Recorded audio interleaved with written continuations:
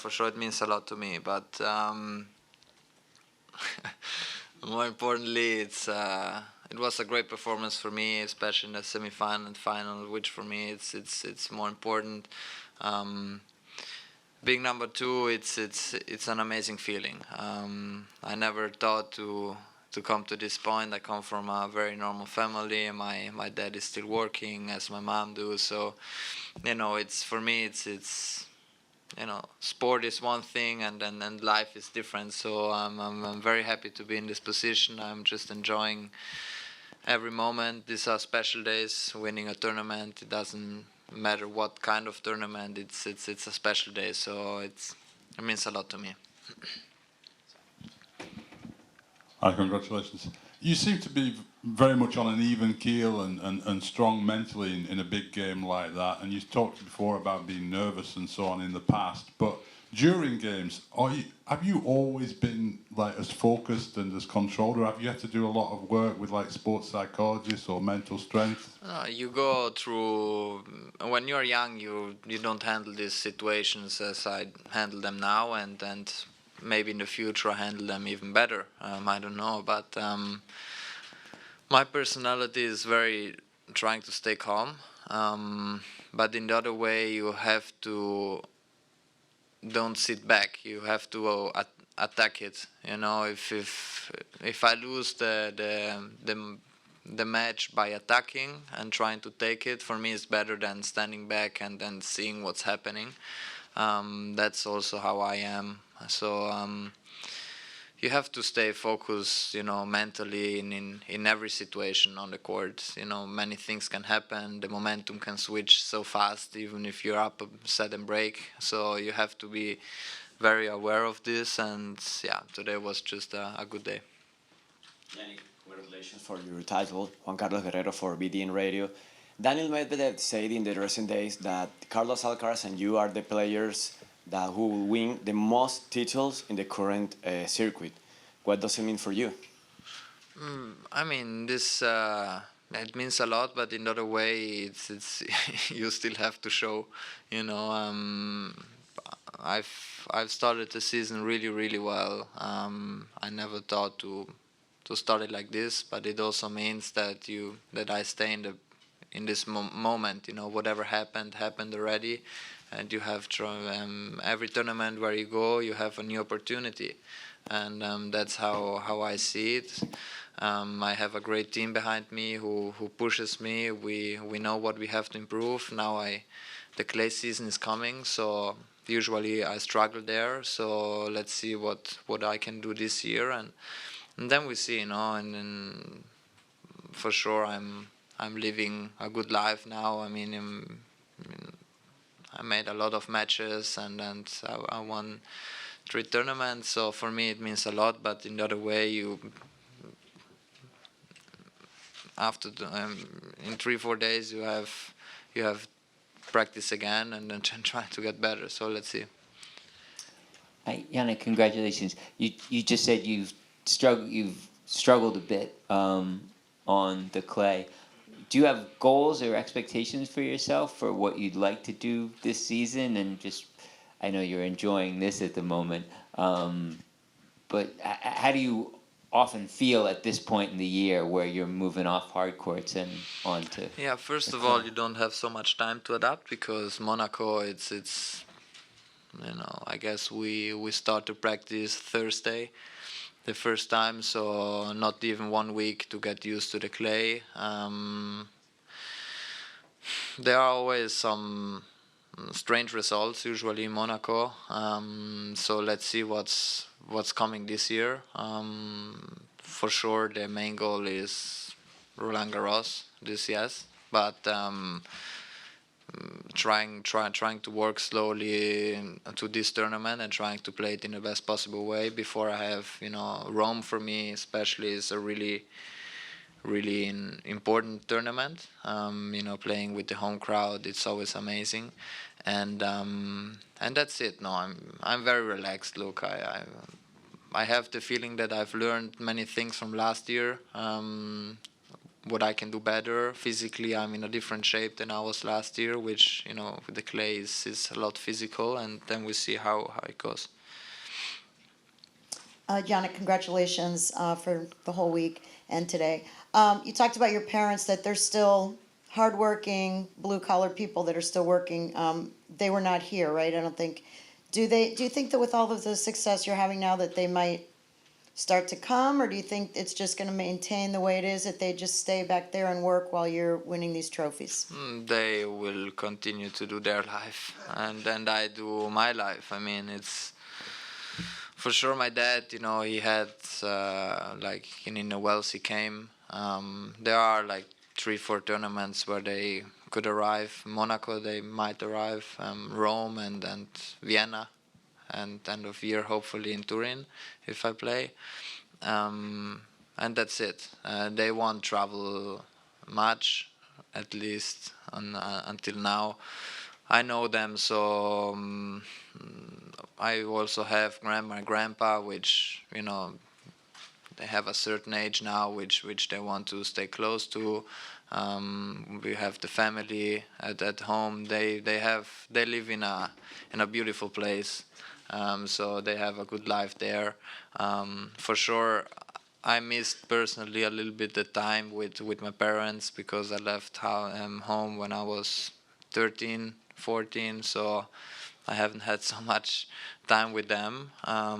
Hopefully I can make this up in the future, but I mean, this is for me. It's more important if they are happy, and I'm happy, and if I'm happy, they are happy. So it's all good. Adam Ross, Florida Tennis. Congratulations on an incredible victory. Darren Cahill was just in here and talked about how receptive you are to coaching, how hard you work, what a great personality you have. We interviewed Daniil Medvedev, who said you had improved your serve. So my question to you is, what do you think you've improved on so much to have these incredible results, and what are you working on towards the future to improve with your great team? Thank you. I think the biggest change I've had is physical. We worked a lot physical in the gym, and this helps you also on the court. When in your mind you know that you can play for hours and hours, and you can maintain a certain level. On the court, for sure, the serve I have improved, which helps you a lot, especially when you have long rallies, and then the point after you make point with the serve helps you a lot. And I think like the tactical side, trying to understand how to play against certain players helps me a lot. But to reach this, you also need to improve certain shots to do this. And I think Darren and Simone, they're doing an amazing job with me. They understand what we have to improve, and Darren prepares me really, really good in the mental part, trying to be ready, because certain things could happen on court, and I just try to be ready for this moment. And the combination of Simone and Darren is just really, really good. Jannik, congratulations. Last year, in August in Toronto, you won your first Masters 1000. Looking back in hindsight, can you pinpoint if you unlock anything after winning that big match? Because it seems that obviously you finished the year very well, and now you have the best start of a year of your career. So can you pinpoint if you unlock something, or you learn something after that first win? For sure, winning my first Masters event was important for me because I made great results in the Masters events. I made semis last year. I made semis in the Wells final here, semis in Monaco. So I was there. I just never could win the title. So for me, mentally, it was really important trying to win at least one, because it was a very special feeling for me in Toronto. But then after, when you win, you realize that it is really special, like this, yes, but it's a moment. You live this moment, and you're happy, and then you fly to Cincinnati, and the day after you play again. So it's there is not so much time to enjoy this. And that's what I feel like that I have improved a lot. After Australia, I lived this moment, 3-4 days, and then after I get back to work, and then it was the same in Rotterdam, and it's the same here because you don't have time to to enjoy. So it's this is also how I am, because maybe there are players who enjoy a little bit for longer, and me, I know that I don't have so much time to prepare for Monaco. So this is now, and obviously the next goal, trying to get confident with the clay. Last one, Yannick, The year is one quarter through. The record that you've had in these first 3 months has been pretty amazing. On January the 1st of this year, what did you expect yourself to achieve, and what did you want to achieve? I was not expecting this, for sure. I would lie. But I felt prepared to do well this year, because I had a great off season. I had a great end of last year. Beating Novak twice for me was important, like an important result. I had like really consistent weeks. Beijing and Vienna, and then the end of year finals, and then Davis Cup. So for me, I felt ready to make some great results. Now that I have these stats, maybe also not. But for me was what was important, because like on every tournament I went, I felt like that I have a good solution to play good there. On hard court, I love to play on hard courts, which gives me this extra confidence.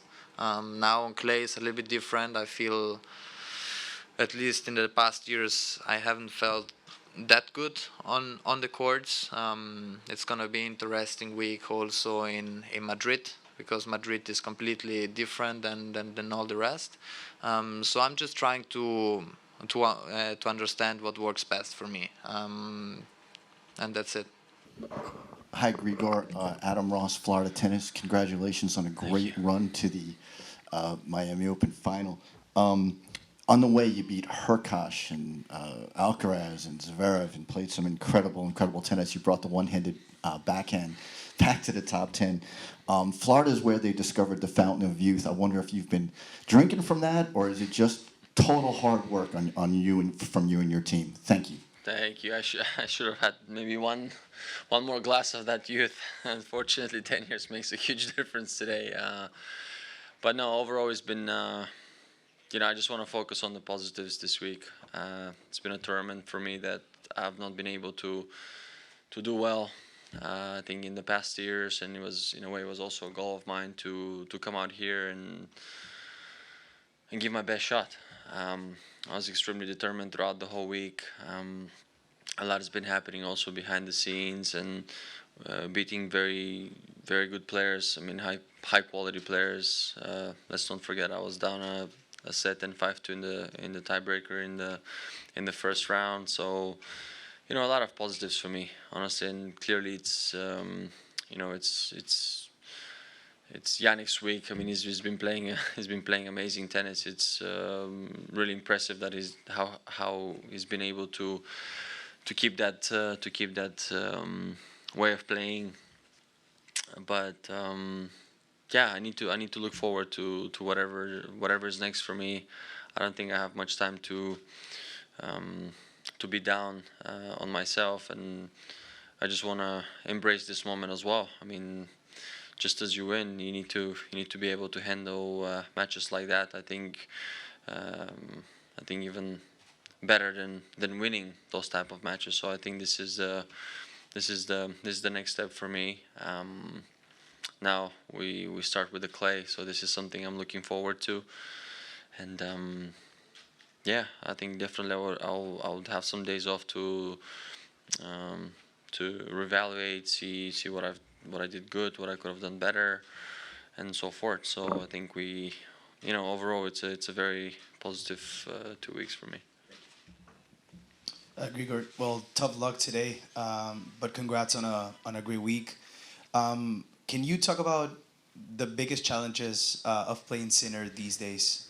It seemed that he was lights out today, and obviously you had great performances so far, but today was especially like he was very, very strong. Can you talk about that? Yeah, I feel like a lot of his matches have been like that. I think his one speed of game right now. It's really, I think it's really working. But of course, I always say every player has its little weakness, and I mean, let's see. Maybe next time when I play, I'll try to do something else. But I think just today, I clearly I was not able to. To match his game and to even to match his shots. I think there for a little bit I was doing well, but a lot of the important moments went his way, and that makes a huge difference in a match from that caliber. It's just simple as that. And then also once he has a little bit of confidence or he's a breakup, it becomes even more difficult to play and to even get him on the back foot. But I think.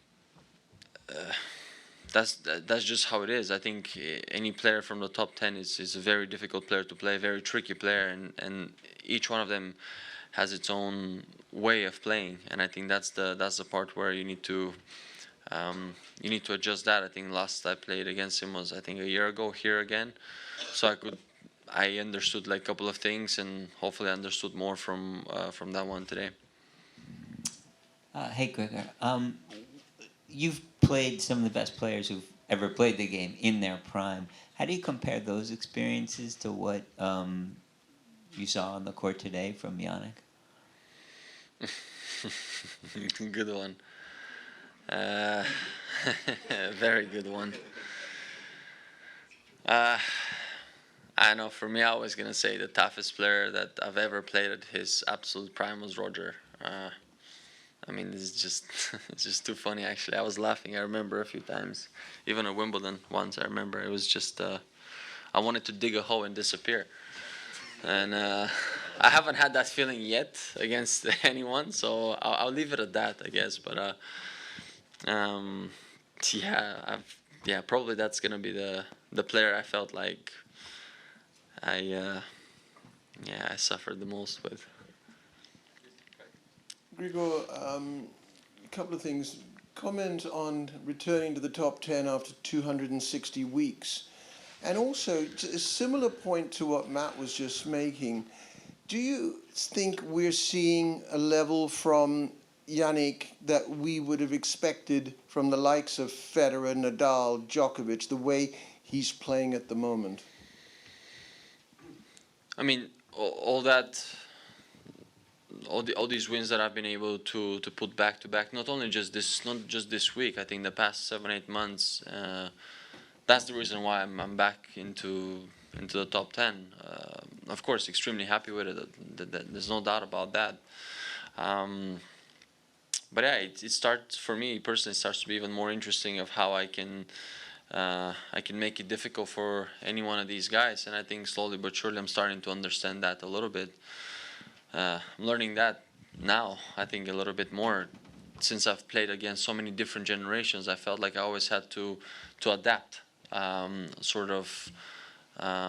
learn. And I think at the moment, clearly, Jannik is playing, outstanding tennis. There's nothing to say to that. I mean, you see how focused he is, how determined he is, the way he's hitting his shots. There's zero doubt. So a lot of that level is extremely high up. I don't feel the need to compare him to any other player or any player for that matter. I think it's just this clearly that's just his time of like prime tennis that he's playing. Can it play any better? I don't know. He's the one to show that. But at the moment that he's been able to really put so many matches back to back with the same level, so all credit goes to him, and he is the best player right now in the world. Grigor, congratulations for this run to the finals. Juan Carlos Guerrero for BDN Radio. In the recent days, you said that you are fighting your own battles and running your own races. My question is, what does pressure mean for tennis players and for the life? What Thank the you. what? Sorry. What does pressure mean? Pressure Uh-huh. mean for the tennis players and their life? Thank you. Oh, each one is. I think each one is very different. I really don't know how to answer that too well. I mean, more on that. I think it's just.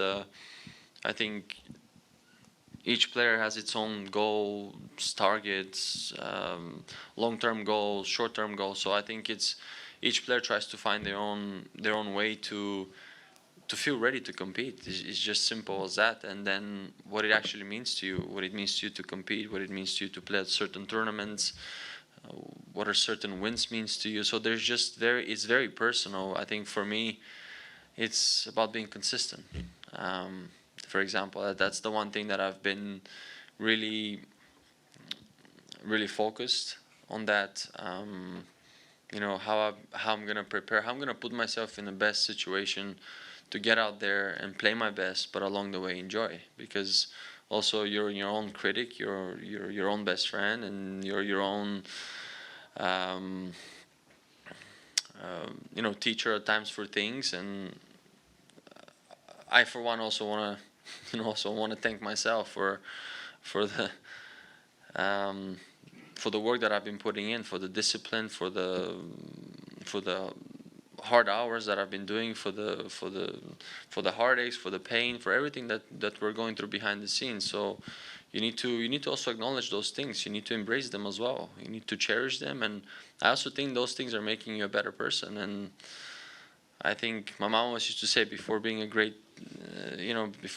champion, was be a great person. And I think this is the focus of the thing that I've always focused on since I was a kid. And I think at some point all the trophies and all that, it kind of paled in comparison to what else is. And I think at the moment, all of us that were playing tennis out there are living our dream. So it's it's a little window of our life. And I think after that, it's gonna be different. And that's why I feel like right now I'm in a very interesting path. And that's what I'm saying. I'm running my own race.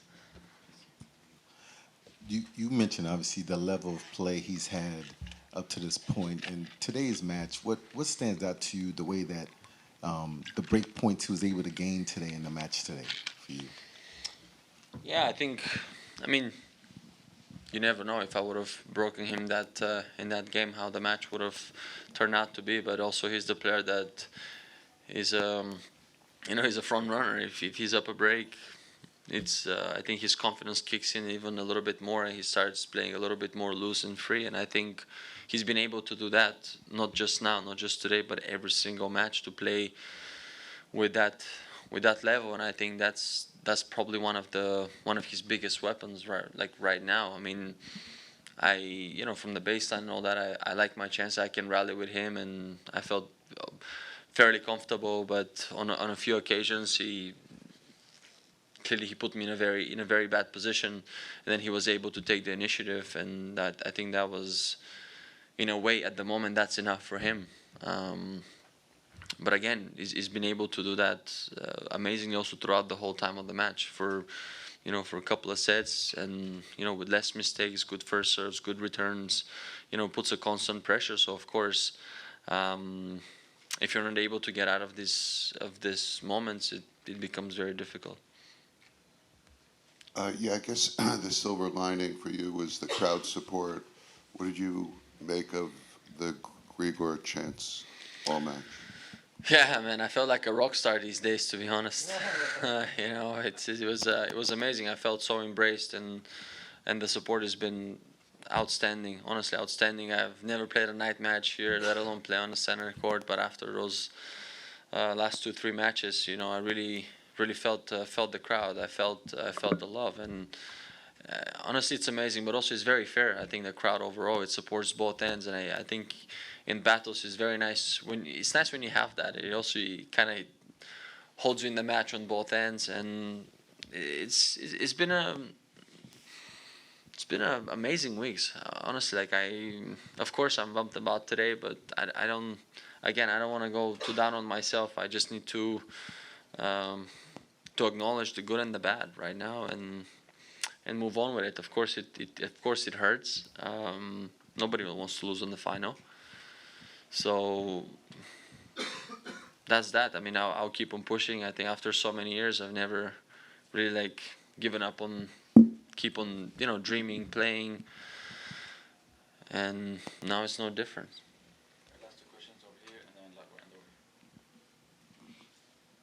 So a great week, big wins over Carlos and Sasha. How do you put this tough loss behind you and not let it affect your confidence? And then moving forward, how is your psyche when you play Sinner next time?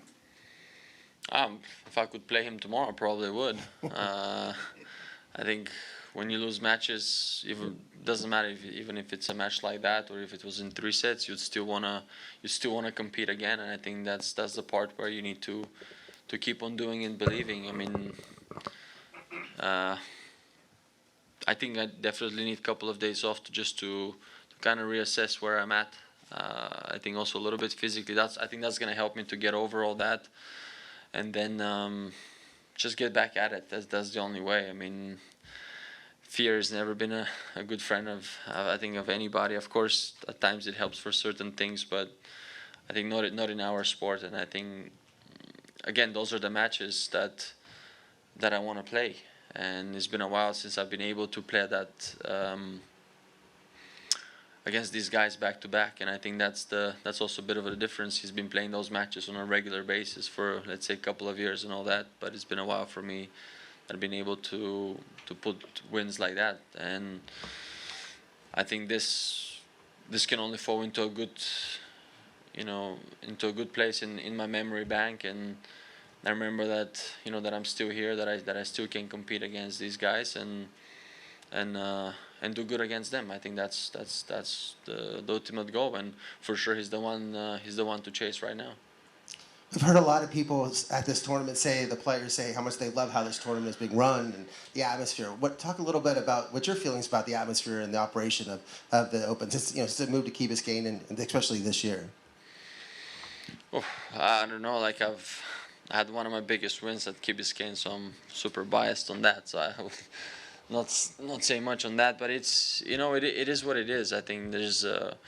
As I said, in the past years, I haven't been able to really adjust the way I wanted to play out here. But I was very determined this year to do that. So I think everything else, in a way, it's in the past. Like I forgot the feeling of playing, back there.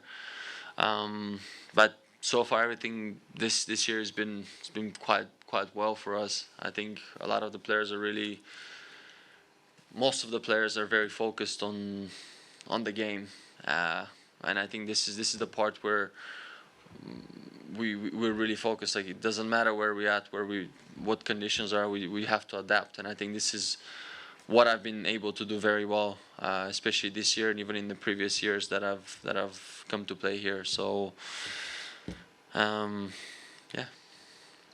Thank you, everyone. Thanks, guys.